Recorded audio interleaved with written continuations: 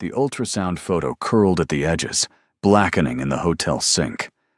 Ayanda Dlamini watched the tiny bean-shaped image, 12 weeks of secret hope, turn to ash. Her hands were steady. Her heart was not. 3 hours ago, she'd been planning how to tell him. Then she'd opened that magazine.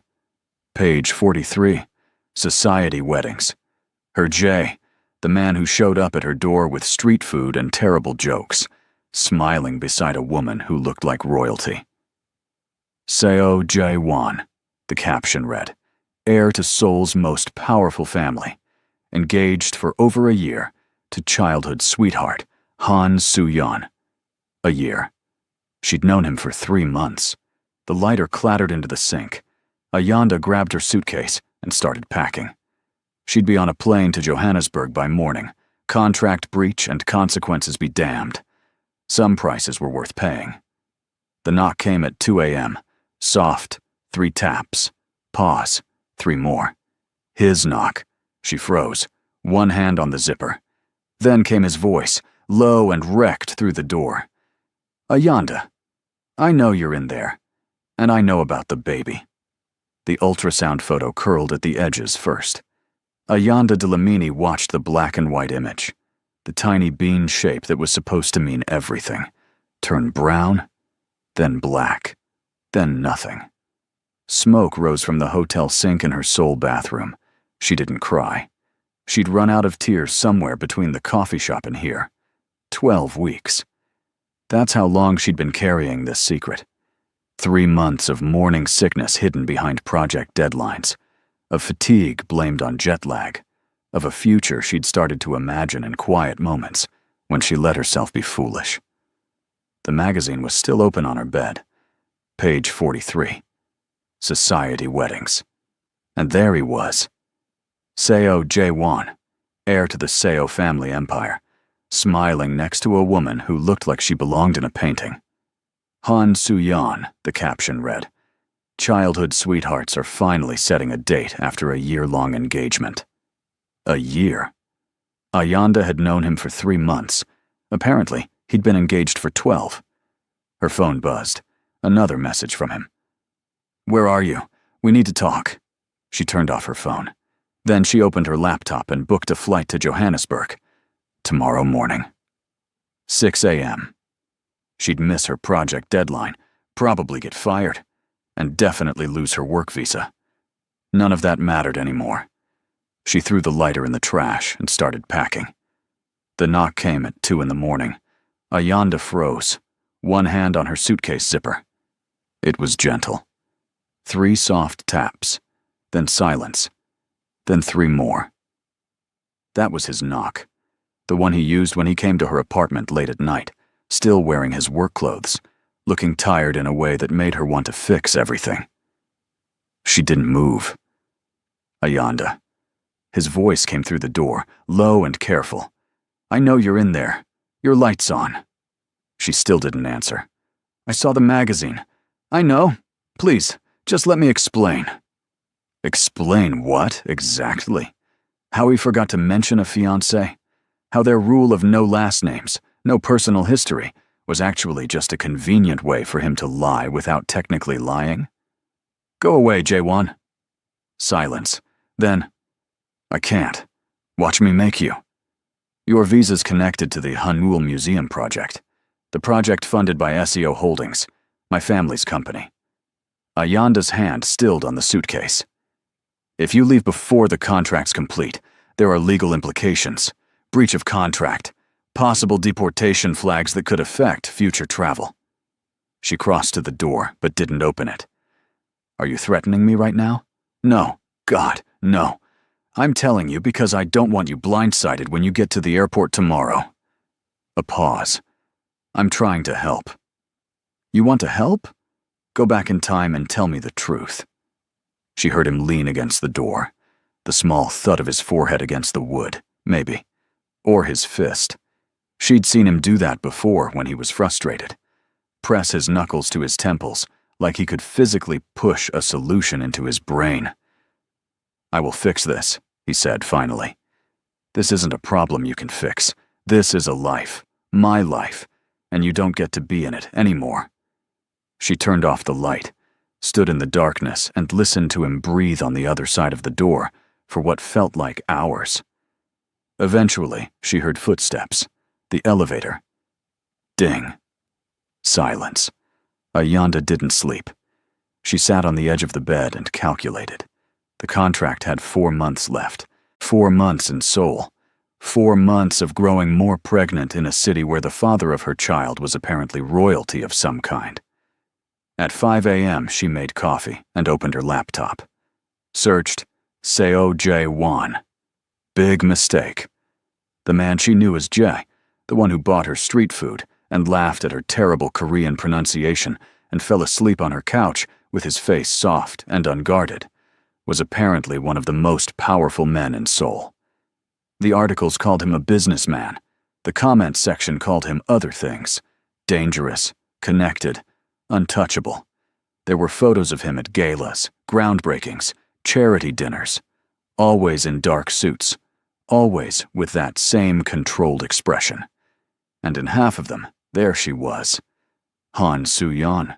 Perfect posture, perfect smile, hand tucked into his elbow like it was made to rest there. Ayanda slammed the laptop shut. At 7 a.m., there was a knock. Different this time.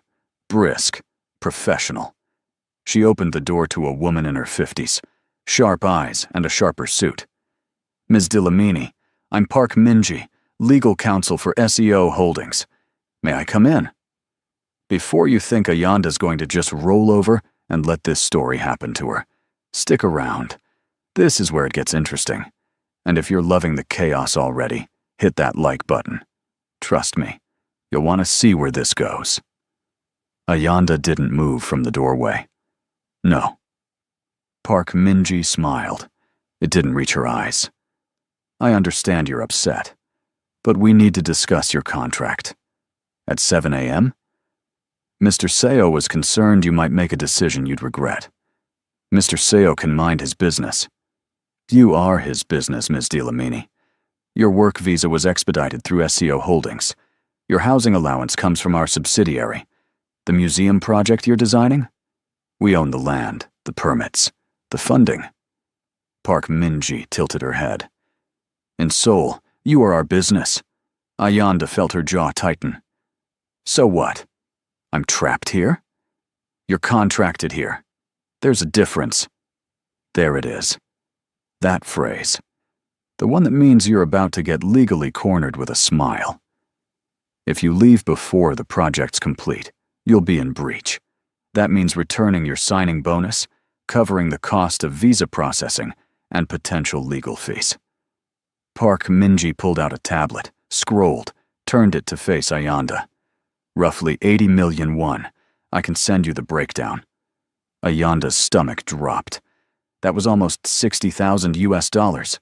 Money she didn't have. This is insane. This is contract law. Park Min-ji tucked the tablet away. However, if you fulfill your obligation, you'll receive your completion bonus as planned, plus a glowing reference that will open doors anywhere in the world. She paused. Mr. Seo wants to make this as easy as possible for you. Then he can let me go. He's trying to protect you. From what? Park Min-ji's expression shifted, something almost like pity. From making a choice in anger that costs you your career. Ayanda wanted to throw something, preferably at Jae-won's head. Fine, 4 months, then I'm gone. Mr. Seo also wanted me to tell you that he's arranged a new apartment for you. Quieter building, better security. I don't want his apartment. It's already paid for. Your current lease was month to month. It's been terminated. Park Min-ji handed her a key card. The address is on the back. Your things will be moved this afternoon. I suggest you take the day to settle in. She left before Ayanda could argue. The new apartment was in Hanam-dong. Ayanda knew enough about Seoul by now to know that meant money. The kind of neighborhood where celebrities lived, where every building had a name instead of just a number. Her things were already there when she arrived. Boxes stacked neatly in the living room, her clothes in the closet, Her sketches on the desk by the window that overlooked the Han River. It was beautiful. She hated it. There was a note on the kitchen counter. His handwriting was the same slanted scrawl she'd seen on the book he gave her once. "I'm sorry. Give me a chance to explain, please." She crumpled it and threw it in the trash. Then she pulled it out, smoothed it flat, and tucked it in her notebook, just in case. Evidence. Maybe. Or masochism. Her phone rang. Unknown number. "Hello? Ms. Delamini, this is Dr. Yoon from Seoul Women's Hospital. We have you scheduled for a prenatal appointment tomorrow at 10. Transportation will be arranged. I didn't make an appointment. It was made on your behalf. Given your situation, regular monitoring is important. The appointment is complimentary." Of course it was, because Jae-won was apparently managing her entire life now. "Cancel it." "I wouldn't recommend that, Miss Delamini. You're 12 weeks along. The first trimester screening is critical." Ayanda closed her eyes. She wanted to refuse out of spite, but the baby didn't deserve that. "Fine. 10 a.m. She hung up and immediately called her best friend in Johannesburg. Zindla answered on the second ring. "Tell me you're not in jail." "Why would I be in jail?" "Because you haven't answered my messages in 2 days. And the last thing you said was that you found out your man is basically Korean Mafia." Ayanda sank onto the couch. "It's worse." "How is it worse?" "I'm pregnant. He's engaged. And he's trapped me in Seoul with a contract I can't break without going bankrupt." Silence. Then, "I'm booking a flight." "Don't. I need to handle this. You need to come home." "I can't. Not for 4 months." Ayanda rubbed her temples. "And by then I'll be 6 months pregnant and waddling through the Johannesburg airport like a scandal waiting to happen. So what's the plan? Survive. Finish the project. Leave. What about him?" Ayanda looked at the crumpled note she'd rescued from the trash. "There is no him. There never was." But that was a lie, and they both knew it. The museum project meeting was the next morning. Ayanda showed up early, determined to act like her entire life wasn't falling apart. Her team was already there. 6 people. Mix of Korean and international architects, all brilliant, all oblivious to the fact that their lead designer was currently starring in her own terrible drama. "Ayanda, you okay?" That was Marcus, the Australian structural engineer. "You look pale." "Jet lag," she lied. "You've been here 3 months. Persistent jet lag." The client arrived at 9 sharp. 3 representatives from the Museum Foundation, 2 from the City Cultural Office, and Ayanda's heart stopped. Jae-won walked in last. Dark suit, composed expression, every inch the businessman she'd seen in those photos. He didn't look at her. "Mr. Seo, we weren't expecting you," the museum director said, standing quickly. "I wanted to see the progress myself." Jae-won took a seat at the head of the table, right across from Ayanda. "Please, continue." Ayanda wanted to walk out.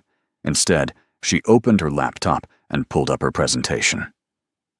"The design integrates traditional Hanok elements with modern sustainability," she started. Her voice was steady, professional. "The central courtyard creates natural airflow, reducing cooling costs by an estimated 30%. She clicked through slides, showed renderings, structural plans, and material sourcing. Didn't look at Jae-won once.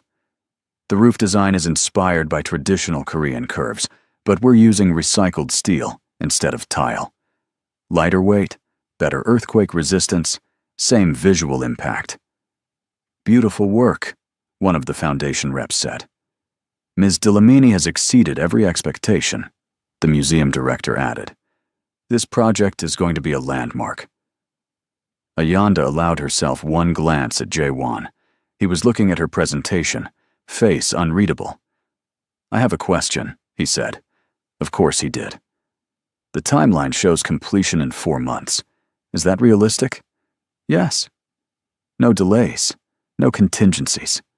She met his eyes. I keep my promises, Mr. Sale. Something flashed across his face. Hurt, maybe. Good. I'd like to add a component, he continued.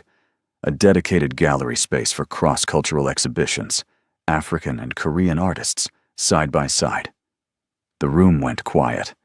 Ayanda blinked. That was her idea. The one she'd told him about at 2 a.m, half asleep, dreaming out loud about the kind of spaces she wanted to create. Bridges between worlds. That would require additional funding, the director said carefully. I'll provide it. Jaewon finally looked directly at Ayanda. If Ms. Dlamini agrees to design it. It was a trap. It had to be. Another way to keep her here, keep her close, keep control. But it was also her dream. I'll need creative freedom, she said. You'll have it. And proper credit. My name on the dedication. Of course. She should say no. Should tell him to take his funding and his guilt and leave her alone. Instead, she said, then yes. The meeting ended an hour later. Ayanda packed her laptop, ready to escape. Ms. Dlamini, a moment? She turned. Jaewon stood by the window, hands in his pockets. Everyone else had left. We're not doing this, she said. I just want to talk. And I just want to finish my work and leave. We don't all get what we want. You're right. We don't. He took a step closer. Not threatening, just tired. But I need you to know that I never meant to hurt you. Congratulations. You failed spectacularly. The engagement was arranged when I was 19. I didn't choose it. But you chose to hide it from me. He flinched. Yes. You chose to let me fall in love with someone who doesn't exist. Jay exists. Everything with you was real. Ayanda laughed. It came out bitter. Real, except for your name, your family, your entire life. I was going to tell you. When? At the wedding? I was ending it. The engagement. I just needed time to handle it properly. To not blow up both families, the business alliances, everything. And then you saw the magazine, and I ran out of time. Ayanda shook her head. You had 3 months. You had every night you showed up at my door. Every morning you made me coffee. Every time you said you wished we could stop hiding. She picked up her bag. You didn't run out of time. You ran out of courage. She walked to the door. Ayanda. She stopped, but didn't turn around. I know about the baby. Her blood went cold. The hospital reported the appointment to my assistant. Standard protocol for family accounts. Ayanda turned slowly. Your assistant knows? No one knows. I made sure of that. He looked at her, and there was something broken in his expression. But I know, and I need you to understand that I'm not going to abandon you, or our child. Our child doesn't need a father who's already promised to someone else. I'm handling it. Stop handling things. Her voice rose, and she didn't care. Stop managing me like I'm another business problem. I don't want your apartment or your hospital or your guilt money. I want to finish this project and go home. Where's home, Ayanda? The question landed like a punch, because Johannesburg felt far away, and Seoul had started to feel like something, back when she thought Jay was just Jay, back when she let herself imagine a future. Anywhere you're not, she said. She left before he could respond. The prenatal appointment the next day was surreal. Private room, top specialist, every test available. They did blood work, measurements, and another ultrasound. Everything looks perfect, Dr. Yoon said, smiling at the screen. Would you like to hear the heartbeat? Ayanda nodded. The sound filled the room, fast and strong and impossibly real. She started crying. Dr. Yoon handed her tissues. Hormones are very normal at this stage. It wasn't hormones. It was the sudden, overwhelming reality that this was happening. In 4 months, she'd be visibly pregnant. In 6 months, she'd be a mother. And she had no idea how to do this alone. Is there a partner who'd like to attend the next appointment? Dr. Yoon asked gently. No. Family support is important. If not a partner, perhaps a friend or relative. Ayanda thought of her mother, back in Johannesburg. Her father. Zinhle. Everyone who loved her and would support her was thousands of kilometers away. I'll figure it out, she said. She left the hospital with a folder of information and a new ultrasound photo. This time, she didn't burn it. She tucked it in her bag and tried not to think about the fact that somewhere in Seoul, Jae-won knew she'd been here, probably knew everything the doctor had said. Her phone rang as she walked to the subway. Unknown number again. Stop calling me from the hospital, she snapped. Ms. Dlamini, an older woman's voice, accented but clear. This is Madame Seo, Jae-won's grandmother. I would like to invite you to tea. Ayanda stopped walking. People flowed around her on the sidewalk. Excuse me. Tomorrow, 3 p.m., my home in Seongbuk-dong. A car will collect you. I don't think that's a good idea. I'm not asking, dear. The line went dead. Ayanda stared at her phone. Then she called Jae-won. He answered immediately. Did you tell your grandmother? No, I told you. No one knows. Then how does she know? Silence. Then a sigh. She always knows. It's terrifying. She invited me to tea. Don't go. She said it wasn't optional. Ayanda, my grandmother is. She's very. Just don't go. Please, I'll handle it.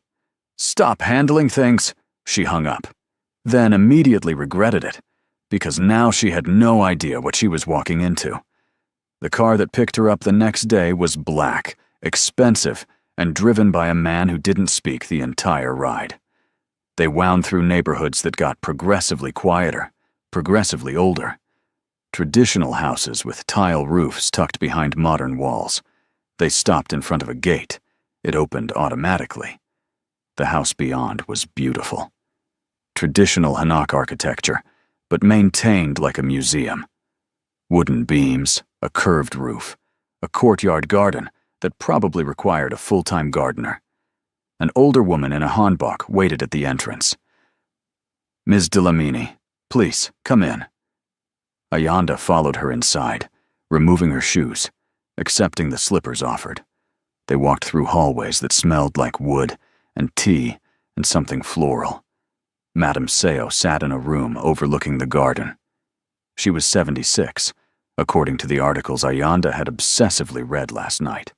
Elegant, sharp-eyed, built an empire with her husband and ran it alone after he died. Sit, she said, not unkind, but not warm. Ayanda sat. Tea was already poured. Madame Seo studied her over the rim of her cup.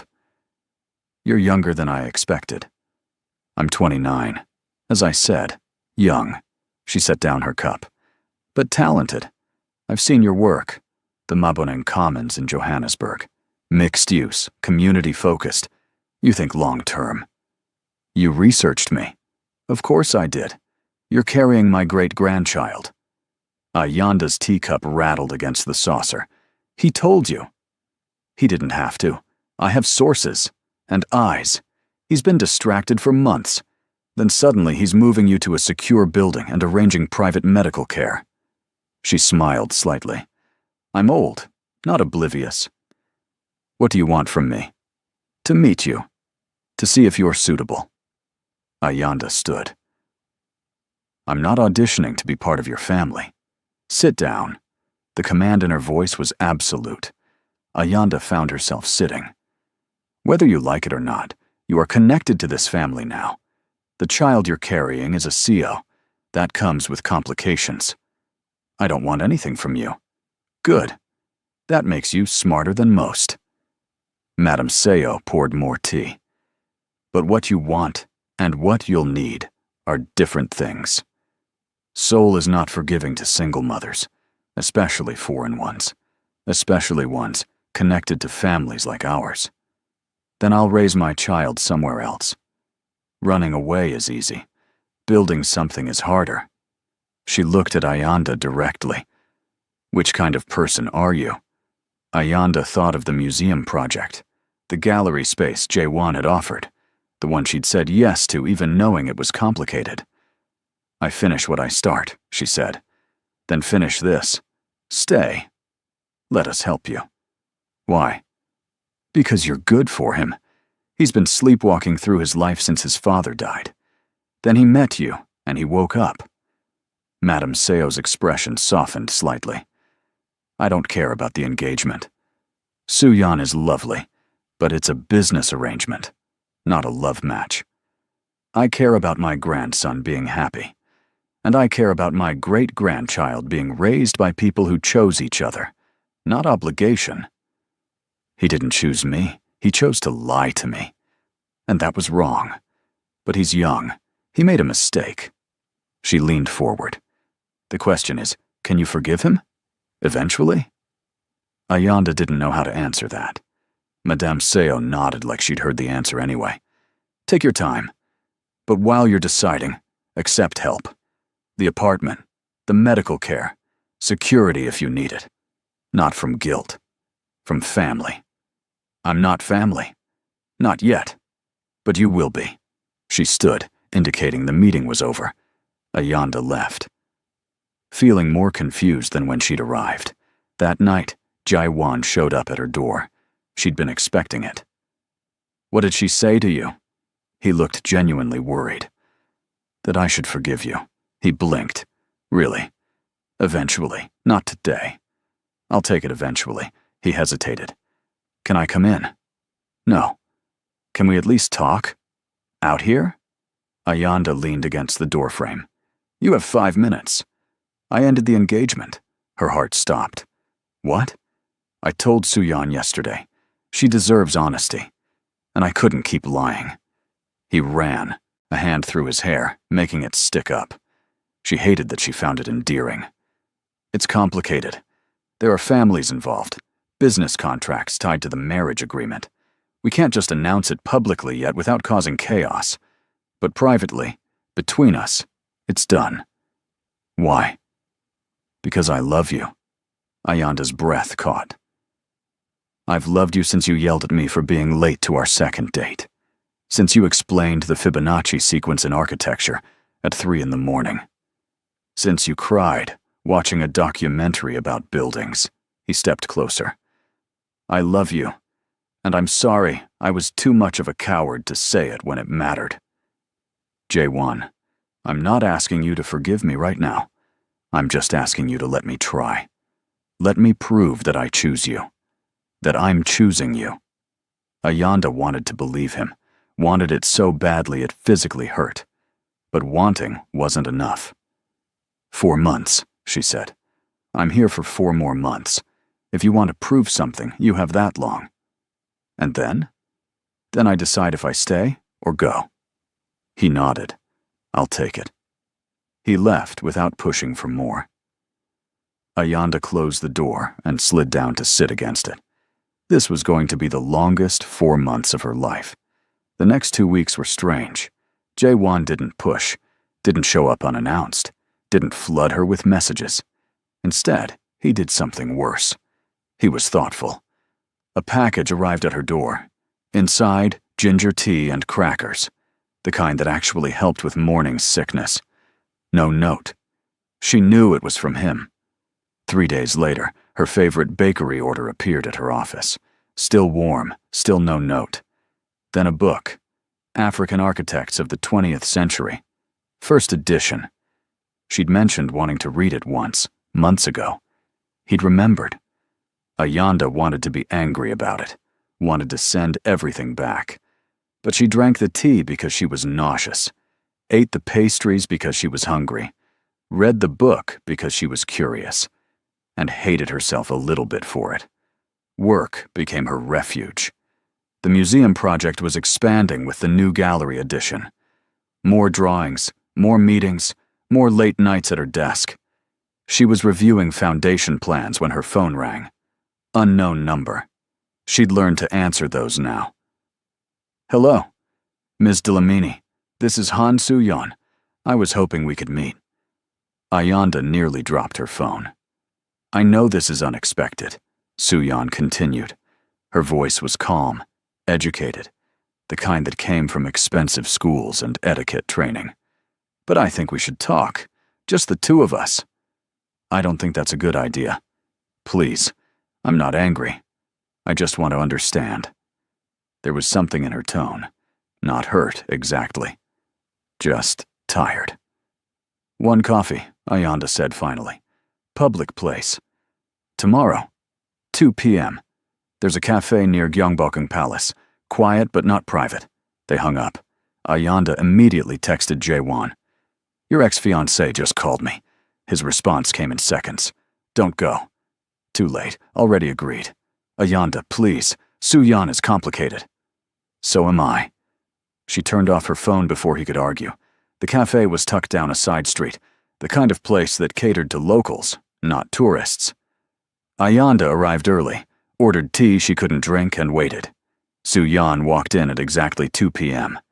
She was beautiful in person, delicate features, perfect posture, wearing a cream sweater that probably cost more than Ayanda's monthly rent back in Johannesburg.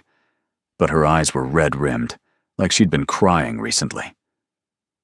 Thank you for coming, Soo-yeon said, sitting down. I wasn't sure you'd actually show up. Why wouldn't I? Because I'm sleeping with your fiancé. Soo-yeon smiled sadly. Former fiancé. And from what I understand, you didn't know about me. Does that make it better?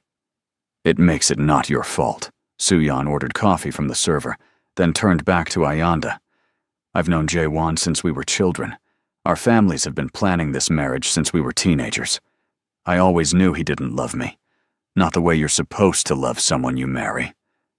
Then why agree to it? Because I loved him. And I thought that would be enough. She stirred her coffee slowly. I thought if I was patient, if I was perfect, eventually he'd feel the same way. But you can't make someone love you. I learned that the hard way. Ayanda didn't know what to say to that. He told me about you 3 weeks ago, Soo-yeon continued. Didn't mention your name, didn't give details. Just said he'd met someone and couldn't go through with the wedding. I was angry at first. Then I was relieved. Relieved? Because it gave me permission to stop trying. Soo-yeon looked at her directly. I've spent 10 years of my life waiting for him to look at me the way he looks at you. Now I can stop. Ayanda's throat tightened. I'm sorry. Don't be. You didn't do this. We did. Our families, our traditions, our inability to just be honest. She took a sip of coffee. Can I ask you something? Okay. Do you love him? The question hung in the air between them. Ayanda thought about lying, then decided this woman deserved the truth. Yes, I do. And I hate that I do. Soo-yeon nodded like she understood completely. He's easy to love when he lets you see the real him. The problem is, he spends most of his life being what everyone else needs him to be. I noticed. If you stay, that won't change. His family is demanding. The business is complicated. There will always be pressure. Soo-yeon's expression softened. But if anyone can handle it, I think it might be you. Why do you say that? Because you told him no. You walked away. No one does that to Seo Jae-won. She smiled slightly. It probably terrified him, which means he'll actually have to work for this. Good. Despite everything, Ayanda almost laughed. They talked for another hour, about soul, about architecture, about the weird limbo of loving someone complicated. When they left, Soo-yeon hugged her. Take care of yourself, she said. And for what it's worth, I think you'll be a wonderful mother. Ayanda watched her walk away and felt something shift. Not forgiveness exactly, but maybe understanding. Her phone had 17 missed calls from Jae-won. She called him back. Are you okay? He sounded panicked. I'm fine. She was nice. Soo-yeon was nice? Surprisingly, yes. Silence. Then, what did she say? That you're an idiot, but a lovable one. She said that? I'm paraphrasing. She heard him exhale. I was worried she'd, I don't know, say something to hurt you. She's hurt too, J1. You don't get to be the only one suffering in this story. I know. You're right. A pause. Are you free tonight? Why? Because I'd like to cook you dinner. At my place. No pressure, no expectations. Just food. Ayanda knew she should say no.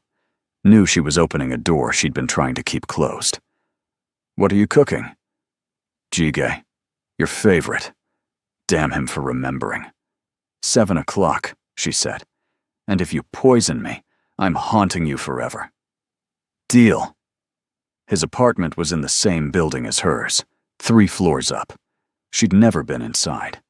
When he opened the door, she was surprised by how normal it looked. Books on shelves, dishes in the sink, a blanket thrown over the couch like he'd been napping.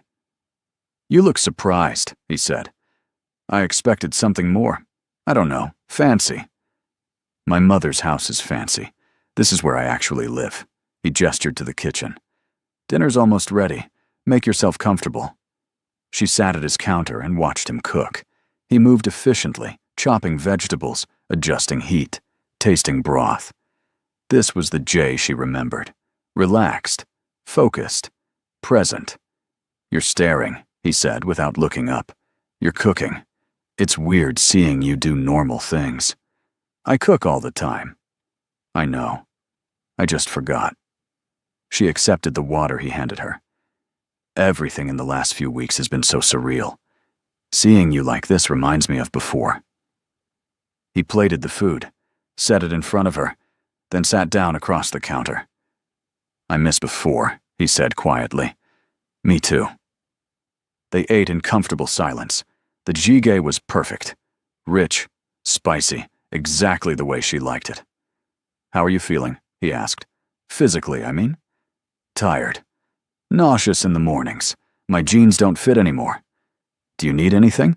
Clothes, vitamins. I don't know what pregnant women need. I'm figuring it out as I go. Can I come to the next appointment? The doctor's visit? Ayanda looked at him. He was trying so hard. It would be easy to say yes, but easy wasn't what she needed right now. Not yet, she said. Maybe eventually. But not yet, he nodded. Disappointed, but accepting. Can I ask about the project instead? Is the gallery design working? She pulled out her phone and showed him sketches. They spent the next hour talking about architecture, materials, light flow. It felt like old times, like when they'd meet at her apartment and she'd spread drawings across the floor, and he'd ask questions that made her think differently.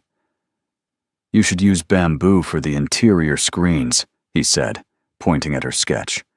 It's traditional, but sustainable, and it'll cast beautiful shadows. That's actually perfect, he smiled. The real smile, not the public one.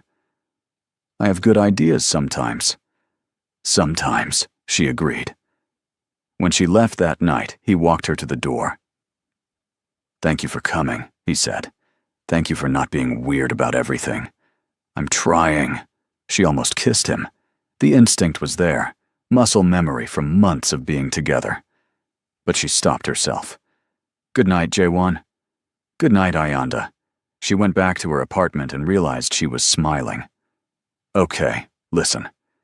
If you're invested in whether these two can actually figure their mess out, drop a comment. Tell me if your team forgive him or team make him suffer, because it's about to get way more complicated. The complication arrived the next morning in the form of a phone call from her project manager. We have a problem. Ayanda was brushing her teeth. She spit, rinsed, and answered. What kind of problem? The permits for the gallery addition were flagged. Someone filed a complaint. What? Why? Historical preservation concerns. They're saying the expansion violates heritage site protections.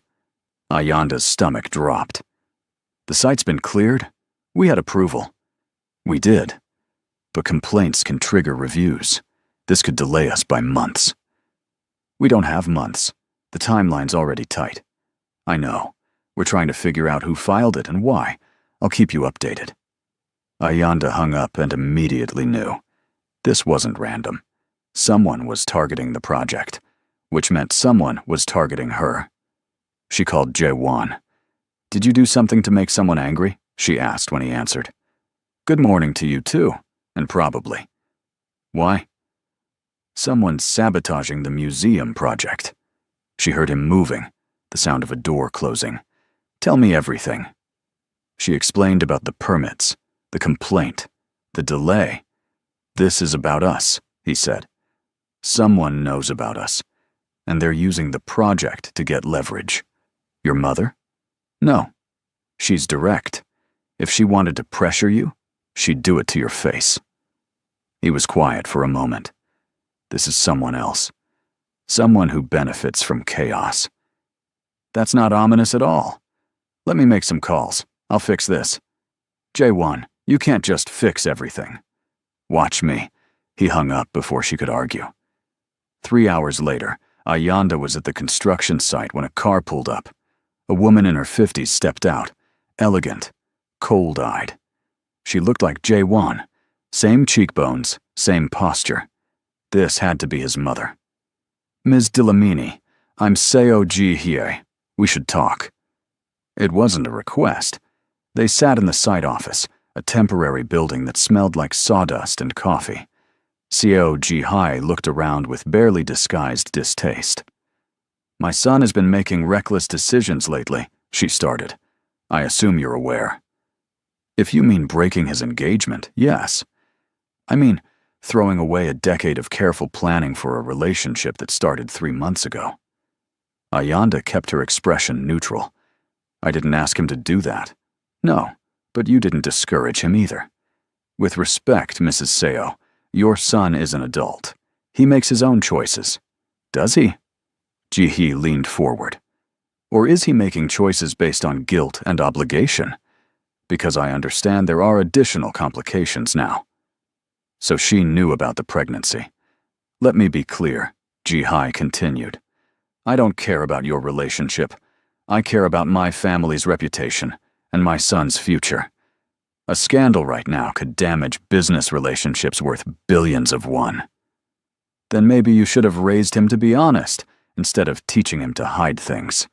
Ji-hye's eyes narrowed. "Careful." "Or what? You'll sabotage my project more than you already have." "I didn't file that complaint." "Then who did?" "Someone who wants to see you fail. Someone who benefits from you leaving Seoul." Ji-hye stood. "I suggest you figure out who, because I may not approve of you, but I don't destroy people's careers. Whoever did this is willing to go further than I would." She left, and Ayanda sat in the empty office feeling like she'd just been threatened and warned at the same time. Her phone buzzed. Text from an unknown number. "Leave Seoul, or the next complaint will be about you personally. Your visa, your credentials, things that will follow you back to Johannesburg." Ayanda stared at the message. Then she forwarded it to Jae-won. His response was immediate. "Where are you?" "Construction site. Stay there, I'm coming." He arrived 20 minutes later, out of breath like he'd run. When he saw she was okay, relief crossed his face. "Show me the message." She did. Watched his expression go from worried to furious. "This is Kim Min-seok," he said. "Who?" "Business rival. His family lost the museum contract to us. He's been bitter about it for months." Jae-won was already dialing. "This is illegal. Blackmail, harassment. I'm calling my lawyer." "Wait." Ayanda grabbed his arm. "If you go legal, this becomes public. Then everyone knows about us, about the baby, everything." "So?" "So I'm not ready for that, and neither is your family." "I don't care about my family." "Yes, you do. You spent your whole life caring about them. Don't pretend you can just stop." She took his phone. "Let me handle this my way." "How?" "I'm going to finish the project. On time, perfectly. So well that no complaint or delay matters. And then I'm going to decide what I want." She looked at him. "Without threats or pressure. Just my choice." That's your plan? Work harder? That's always been my plan. He looked at her like she was insane, or possibly brilliant. Maybe both. You're terrifying, he said. Thank you. He laughed. Actually laughed. Then sobered. Let me help. Not by fixing it, just by being here. How? I know people at city planning. I can make sure your permits get reviewed quickly, fairly. No special treatment. Just no unnecessary delays. That's special treatment. It's leveling the playing field. Someone's cheating. I'm making sure you have a fair shot. Ayanda wanted to argue, but she was tired, pregnant, and running out of time. Fine. But nothing shady. I won't win because of your connections. You'll win because you're brilliant. I'm just removing obstacles. Over the next week, things moved fast. The permit review was scheduled, expedited, and approved. The complaint was investigated and dismissed as frivolous. Kim Min Seok apparently got a visit from someone in Jae-won's organization. Nothing threatening, just a reminder that harassment has consequences. The project was back on track.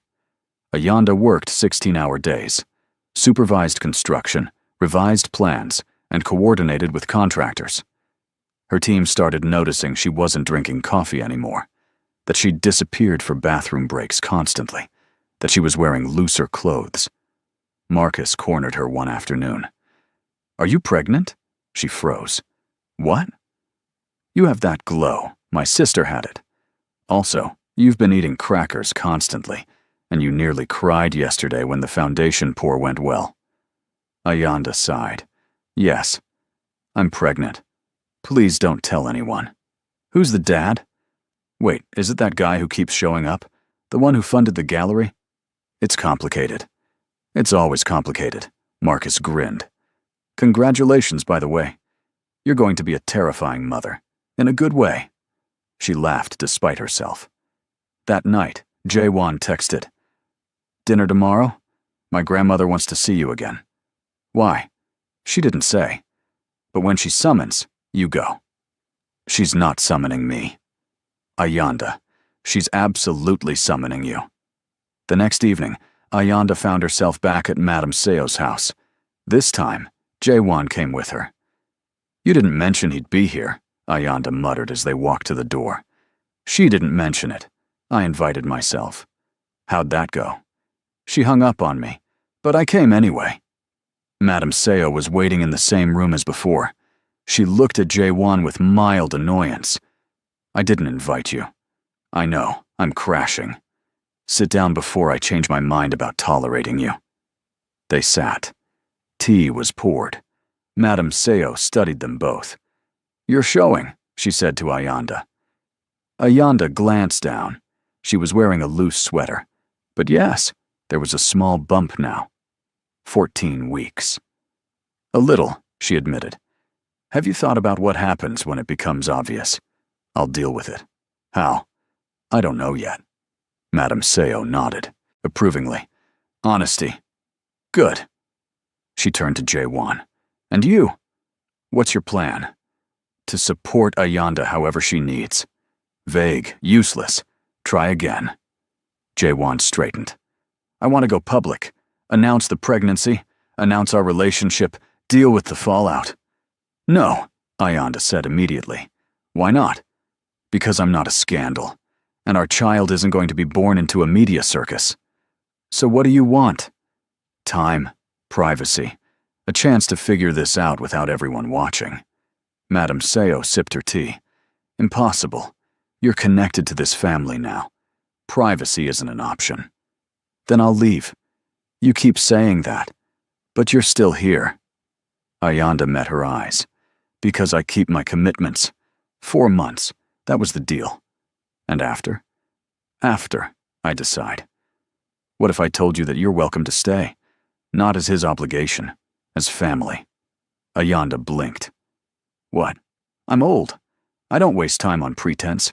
You're smart, talented, and stubborn. You're good for him. And more importantly, you don't need us. Madame Seo smiled slightly. That makes you valuable. People who don't need you are the only ones you can trust. I don't understand. I'm offering you protection, a place in this family if you want it. Not because of the baby. Because of you. Ayanda looked at Jae-won. He looked just as surprised.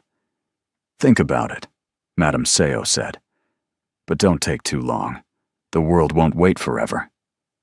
They left in silence. In the car, Jae-won finally spoke.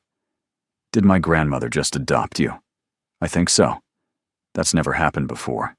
Is it good or bad? Honestly? I have no idea. She's terrifying, but usually right. He glanced at her. How are you feeling? Overwhelmed? Confused? Hungry? I know a place. They ended up at a street food stall, eating tteokbokki and fried dumplings. It was so normal it felt surreal. Can I ask you something? Jae-won said. Okay. When you think about the future, what do you see? Ayanda thought about it. I see my child growing up confident, knowing both sides of their heritage. I see myself still designing buildings, still creating things that matter. She paused. I don't know if I see Seoul or Johannesburg. I don't know if I see you. But I see me. Solid. Certain. That's good. What do you see? Honestly, I see you. The rest is negotiable. Her heart did that stupid flutter thing. That's a lot of pressure, she said. I know, but it's true. They finished eating. He drove her home. At her door, he hesitated. Can I feel it? The bump? Ayanda's breath caught. It was such a small thing. But it felt huge. Okay. He placed his hand on her stomach, gentle, reverent. The bump was small but unmistakable. Hi, he whispered. I'm your dad. I'm trying really hard not to mess this up. Ayanda's eyes stung. Damn hormones. You're doing okay so far, she said quietly. He looked up at her. Yeah? Yeah. The moment stretched. He was close enough to kiss. She could feel his breath. Then her phone rang. They jumped apart. She answered. Ayanda, it's your mom. Hi, Mama. We need to talk about when you're coming home. Your father and I are worried. You've been so vague about everything. Ayanda looked at Jae-won. He was watching her carefully. Can I call you back? Is something wrong? No, I need to tell you something, but not over the phone. Silence. Then, you're pregnant, aren't you? Mothers always know. Yes. And the father? It's complicated. Is he there with you now? Ayanda glanced at Jae-won. He was still standing there, hand in his pockets, looking nervous.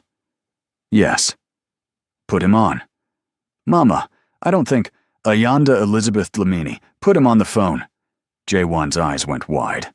Ayanda handed him the phone. Hello, Mrs. Dlamini, he said. His voice was steady, but she could see his hand shaking slightly. She couldn't hear her mother's side of the conversation, but she watched Jae-won's face cycle through expressions. Nervous, apologetic, determined. Yes, ma'am, I understand.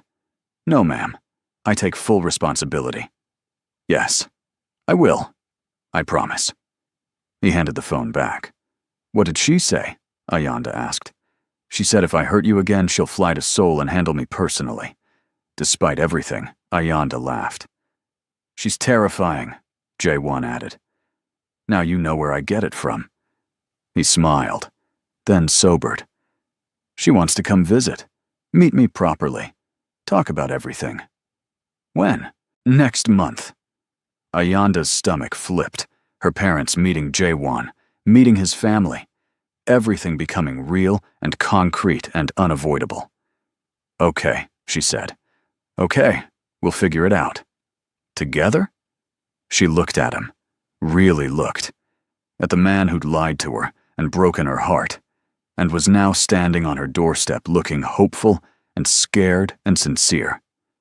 Together, she agreed. He left, and Ayanda went inside and called her mother back. He sounds nice, her mother said. He is, mostly, when he's not being an idiot. All men are idiots sometimes. The question is he a good man? I think so. I'm still figuring it out. Then take your time. But not too much time. That baby's coming whether you're ready or not. They talked for another hour. About pregnancy, about soul, about everything. When they hung up, Ayanda felt lighter. Then her phone buzzed. Another unknown number. The text message was a photo. Jaewon and Ayanda at the street food stall, his hand on her stomach. Clearly visible. Clearly intimate. The caption: Seoul's most eligible bachelor knocked up his side piece. Story drops tomorrow. Ayanda's blood went cold. She called Jaewon. We have a problem. Jaewon arrived at her apartment within minutes. He looked at the photo, his jaw tightening. How did they get this? Does it matter? Someone followed us. Someone's been watching. Ayanda paced. They're going to make me look like a homewrecker, like some foreign woman who got pregnant to trap you. That's not what happened. I know that. You know that. But the internet doesn't care about truth. Jaewon was already on his phone. I'm calling my PR team. We'll issue a statement first. Control the narrative. What narrative? There's no good way to spin this. Then we tell the truth. The truth is messy. So we tell a messy truth. He stopped, looked at her directly. Or we don't tell anything. I can kill this story. One phone call to the right people and it disappears. How? Ways you don't want to know about. Ayanda stared at him. This was the other side of Jaewon, the part connected to power and influence and things that happened in shadows. No, she said. No cover-ups. No making things disappear. If we do this, we do it honestly. Are you sure? No, but I'm tired of hiding. He nodded slowly. Okay. Then we go public. Tomorrow. Press conference. We control the message before they do. What do we say? That I ended my engagement. That I'm in a relationship with you. That we're expecting a child. That it's our private business, but we're sharing it to stop speculation. They're going to crucify us. Probably. But we'll survive it. Ayanda sat down heavily. I can't believe this is happening. Jaewon sat next to her. Not touching, just present. We don't have to do this. I meant what I said. I can make this go away. And then what? We hide for 4 more months? I get visibly pregnant and we pretend it's not happening. She shook her head. No. If I'm staying in Seoul, if I'm doing this, I'm not doing it in secret. You're staying. She hadn't realized she'd said it out loud. I don't know. Maybe. I haven't decided. She looked at him. But I'm tired of running. From you, from this, from everything. So we face it. So we face it. He reached for her hand. She let him take it. We're going to need help, he said. PR. Legal. Someone to handle media. This is going to get ugly. Your mother's going to lose her mind. She'll survive. And honestly, she'll respect the direct approach more than sneaking around. What about your grandmother? She'll probably throw a party. Despite everything, Ayanda laughed. They spent the next 3 hours planning. Jaewon's PR team arrived at midnight, 3 sharp-dressed people with tablets and strategies. They drafted statements, anticipated questions, planned timing. We announce at 10 a.m., the head of PR said. Her name was Lee Sun-hee, and she looked like she'd handled scandals before. That gives us time to brief family, prepare for backlash, get legal ready for any defamation. What kind of backlash? Ayanda asked. Honestly? Everything. People will call you opportunistic. They'll accuse you of trapping him. There'll be racist comments, probably threats. We'll monitor and report the worst of it. But you need to be prepared. Ayanda's stomach turned. We'll also get support, Sun-hee added. Young people especially tend to side with authentic love stories over arranged marriages. If we position this right, you're the brave couple choosing happiness over obligation. That feels manipulative, Ayanda said. It's PR. But it's also true, isn't it? Ayanda looked at Jaewon. Is it? Yes, he said without hesitation. Everything with you has been the most real thing in my life. Sun-hee made a note. We're using that quote. By 3 a.m., they had a plan. By 4, Ayanda was exhausted. The team left, promising to return at 8. Jae-won lingered at the door. "You should sleep," he said. "I can't. Too anxious. Want company? I can stay on the couch, just so you're not alone." She should say no. Should maintain boundaries. But the thought of being alone tonight felt impossible. Okay. He settled on her couch with a blanket. She went to her bedroom but left the door open. "Jae-won?" "Yeah?" "Thank you for not running." "I'm done running." She fell asleep to the sound of him breathing in the next room. Morning came too fast. The PR team returned with coffee and breakfast pastries Ayanda couldn't eat. Her stomach was in knots. "Your family knows?" she asked Jae-won. "Told them an hour ago. My mother's furious but resigned." Grandmother sent a thumbs-up emoji. "Your grandmother uses emojis?" "She's full of surprises." At 9, they left for the press conference. It was being held at a hotel, neutral ground. The room was already filling with reporters. Ayanda wore a simple dress, navy blue, professional. Her bump was barely visible but there. Jae-won wore a suit, but no tie. Sun-hee said it made him look more approachable. "Ready?" he asked. "No, let's go anyway." They walked in together. Camera flashes exploded. Questions shouted over each other. Sun-hee guided them to a small stage with 2 chairs and a microphone. Jae-won spoke first. "Thank you for coming. I'm here to address recent speculation about my personal life. 3 months ago, I met someone who changed my perspective on everything. Her name is Ayanda Dlamini. She's an architect working on the Hanel Museum project. And I fell in love with her." The room erupted. He waited for quiet. "At the time, I was engaged. That engagement was arranged, a business decision made when I was 19. I tried to honor it. But I couldn't, because I realized I deserved to choose my own life, and so did my fiancé." He looked at Ayanda. She nodded. "Han Soo-yeon and I ended our engagement 3 weeks ago. It was mutual, respectful, and private until now. I'm sorry it became public this way.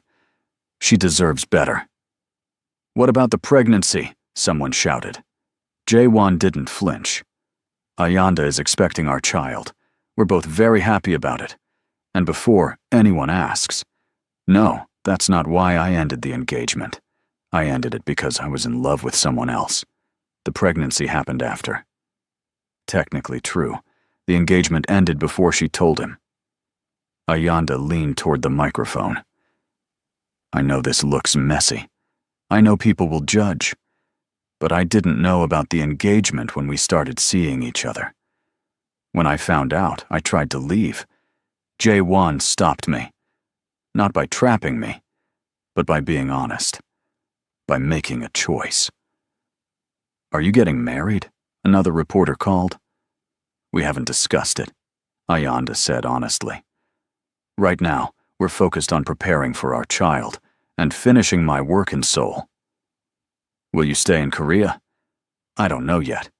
We're taking it one day at a time." The questions kept coming, some respectful, some invasive. Sun-hee stepped in when they got too personal. After 30 minutes, they left, walked out through a side door to avoid the crowd. In the car, Ayanda's hands were shaking. "That was horrible," she said. "You were amazing. I felt like throwing up the entire time. But you didn't. You were calm and honest and perfect." Her phone started buzzing. Messages flooding in. She turned it off. "How long until we know if this worked?" she asked. "Hour, maybe 2. Sun-hee's team is monitoring everything." They went back to Ayanda's apartment. Jae-won made tea. They sat on the couch and waited. Sun-hee called at noon. "It's mixed," she said. Lots of negative comments, but also significant support. Several women's groups are praising Ayanda for being honest about unplanned pregnancy. Young people are calling it romantic. Older generation is scandalized, but that was expected. "Any threats?" Jae-won asked. "Some. Nothing credible yet. We're monitoring." "What about Soo-yeon?" She issued a statement, very classy, said she wishes you both well and asks for privacy. Ayanda felt a wave of gratitude for a woman she barely knew. Overall, Sun-hee continued, you survived. Now we let it settle and focus on controlling your narrative going forward. They hung up. We did it, Jae-won said. We survived one day. There are many more coming. Then we survived those too.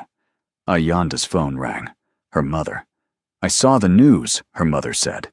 You should have told us you were doing this. It happened fast. Are you okay? I think so. Ask me again tomorrow. Your father and I are coming. This weekend. We already booked flights. Ayanda's heart jumped. Mama, you don't have to. Yes, we do. You're pregnant and in the middle of a scandal in a foreign country. We're coming. There was no arguing with that tone. Okay. I'll send you details. And we're meeting this boy properly. If he's going to be in our grandchild's life, we need to know him.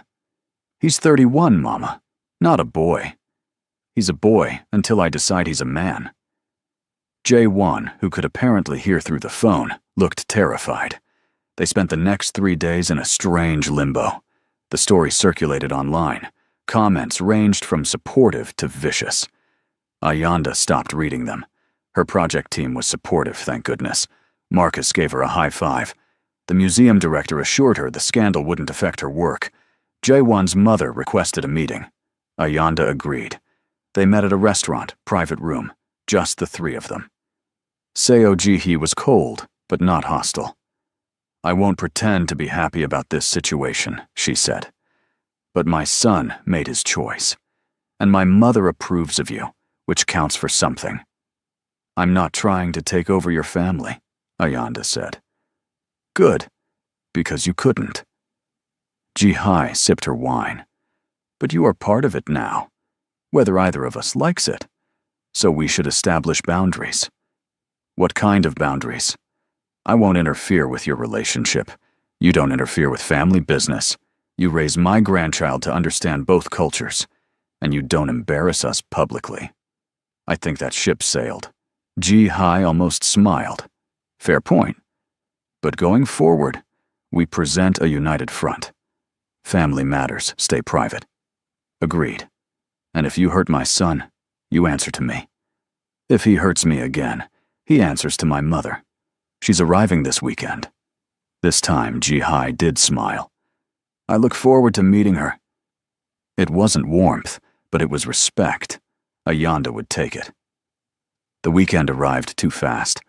Ayanda met her parents at the airport, Jae-won beside her. Her mother took one look at her and pulled her into a hug. You look tired. I am tired, Mama. Her father studied Jae-won. You're taller in person. Yes, sir. And you got my daughter pregnant. Yes, sir. Anything else I should know? I love her, sir. And I'm going to spend the rest of my life proving I deserve her. Her father looked at her mother. Some silent communication passed between them. We'll see, her father said. Okay, real talk. If you're wondering whether Ayanda's dad is going to grill Jae-won like a protective father should, you're right to wonder. Comment below what you think he should ask.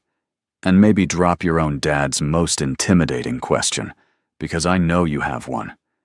They had dinner that night at Jae-won's apartment. He cooked, which impressed her mother. A man who cooks is a man who can take care of himself, she observed. My father taught me, Jae-won said, before he died. I'm sorry for your loss. Thank you. It was 12 years ago, but I still miss him. Ayanda's father asked the hard questions, about the engagement, about the family business, about plans for the future. Jae-won answered honestly, didn't hide the mistakes, didn't make excuses. I hurt your daughter, I know that. I was a coward when I should have been brave. He looked at Ayanda. I'm trying to be better. Trying isn't enough, her father said. You have to do better. I know, sir. And this family business of yours, is it legal? Mostly. Her father's eyebrows rose. We own construction companies. hotels, real estate, Jaewon clarified. Everything legitimate. But we're also connected to old networks, traditional power structures. It's complicated. Will my grandchild be safe in this complicated world? Yes. I'll make sure of it. How? Because I know what it's like to grow up with pressure and expectations, and no choice. I won't do that to our child. They'll be protected, but free. Ayanda's mother reached over and squeezed her hand. After dinner, Ayanda's parents went to their hotel. She stayed to help Jaewon clean up. That went better than expected, he said. My father likes you. He threatened me 3 separate times. Yes, that means he likes you. Jaewon laughed, then sobered. They're good people. You're lucky. I know. Our child is going to have an amazing family, both sides. Ayanda looked at him. Really looked. At the man who'd lied and grown and was trying so hard. Jaewon. Yeah? I forgive you. He froze. What? I forgive you. For the lying, for the hiding, for all of it. You messed up. But you're fixing it. And I'm tired of being angry. His eyes got shiny. You mean it? I mean it. He crossed to her, slowly, giving her time to pull back. When she didn't, he wrapped his arms around her. Thank you, he whispered into her hair. She let herself lean into him, let herself feel safe for the first time in weeks. This doesn't mean everything's perfect, she said against his chest. I know. We still have a lot to figure out. I know. And if you ever lie to me again, I will destroy you. I believe you. She pulled back to look at him. But I want to try, really try, not just for the baby, for us. Yeah? Yeah. He kissed her, soft and careful and full of relief. She kissed him back and felt something settle in her chest. Not certainty, exactly, but hope. The next 2 months were chaos.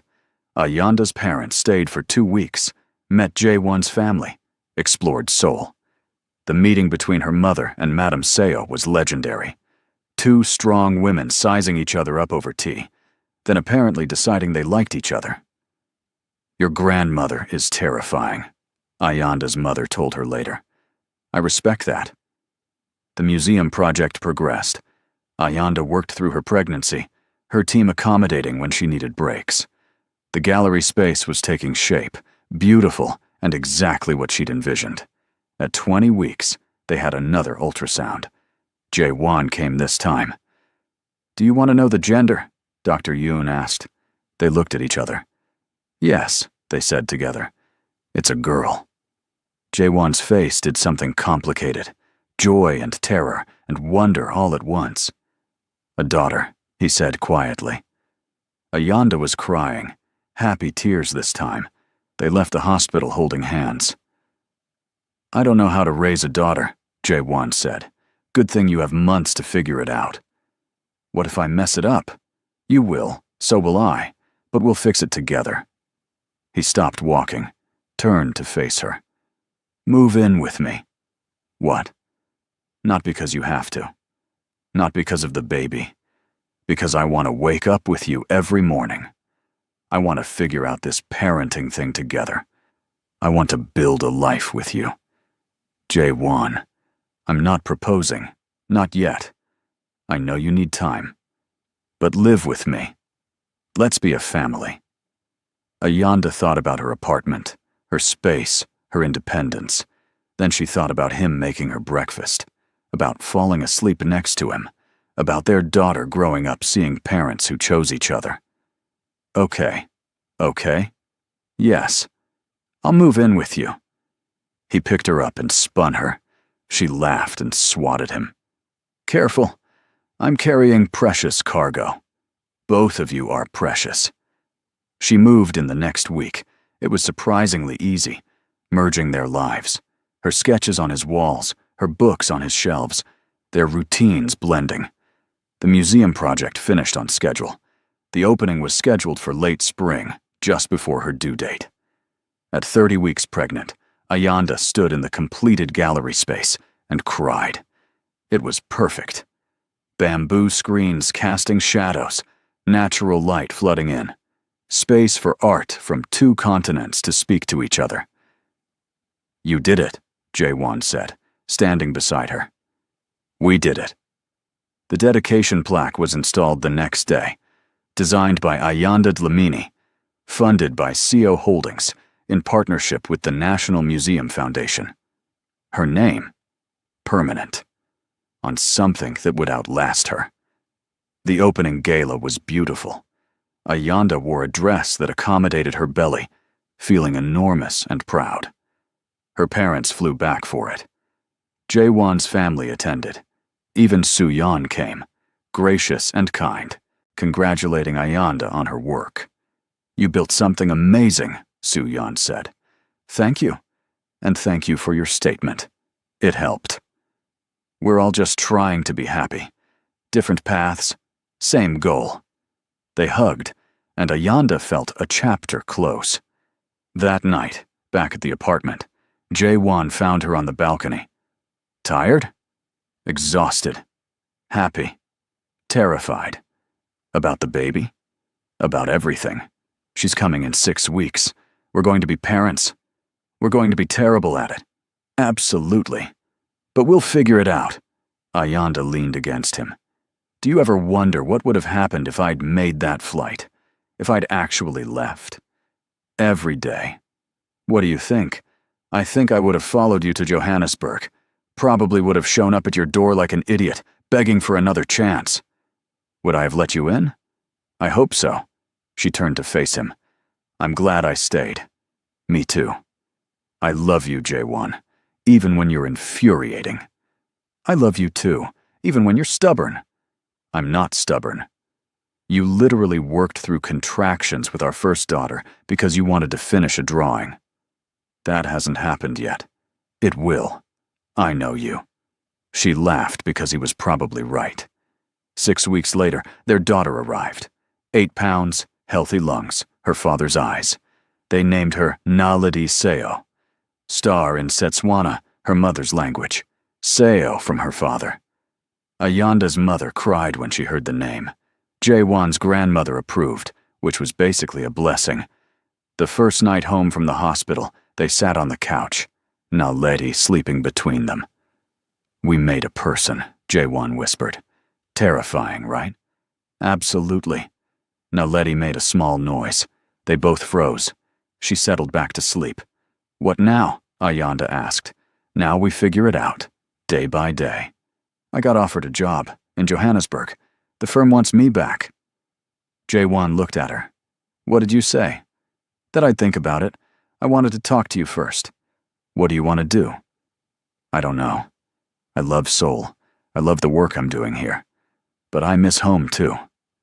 So we split time. 6 months here, 6 months there.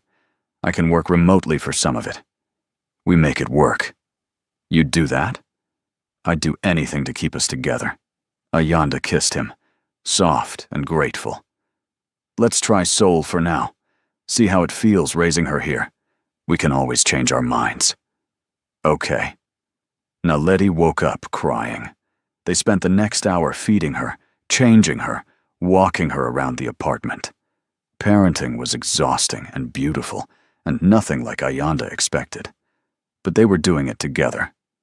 3 months later, Jae-won proposed. Nothing fancy. Just them in the apartment, Naledi asleep in her bassinet. "I know we said we'd take it slow," he started. "But I don't want slow anymore. I want forever. Will you marry me?" The ring was simple, a single stone, elegant, not showy. "Yes," Ayanda said, "but I'm keeping my name professionally. I wouldn't expect anything else." They got married 6 months later. Small ceremony, just family. Ayanda wore cream, Naledi in a tiny matching dress. Jae-won cried through his vows. "You taught me that I could choose my own life," he said. "You taught me what love actually feels like, and you gave me the greatest gift I've ever received."